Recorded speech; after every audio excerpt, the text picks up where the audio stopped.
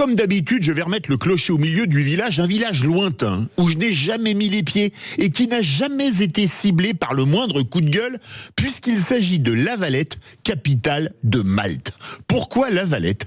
Parce que c'est dans cette ville que se trouve l'agence de l'Union européenne pour l'asile, et que les recommandations que celle-ci vient de publier m'ont donné envie de mordre à la manière d'un pitbull plutôt qu'à la manière d'un bichon maltais, nonobstant l'origine géographique de cette institution.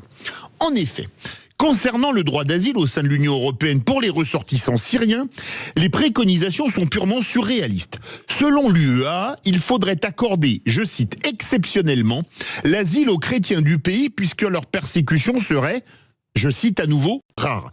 Des chrétiens si peu persécutés qu'ils représentaient 10% de la population du pays en 2011 et environ 2% aujourd'hui.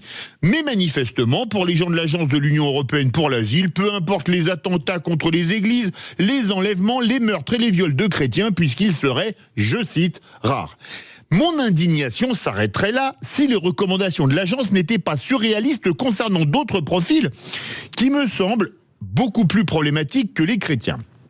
Ces gens qui, à mon avis, posent problème sont les personnes en lien avec l'État islamique, Daesh pour les intimes. Selon l'agence, je cite, « Compte tenu de la gravité des traitements auxquels elles sont soumises par les forces démocratiques syriennes et les services de sécurité du gouvernement de transition, les personnes potentiellement associées à Daesh ainsi que les membres de leur famille présentent en général une crainte fondée de persécution et l'absence de procès équitable, vous avez bien entendu. Le seul cas d'exclusion serait de prouver des crimes commis individuellement, ce qui est quasi impossible vu le chaos que traverse la Syrie depuis une quinzaine d'années. En voyant ça, on se dit qu'on a de la chance que cette agence n'ait pas existé il y a 80 ans.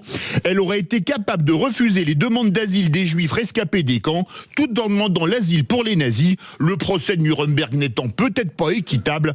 Nous vivons vraiment dans un monde de tarés.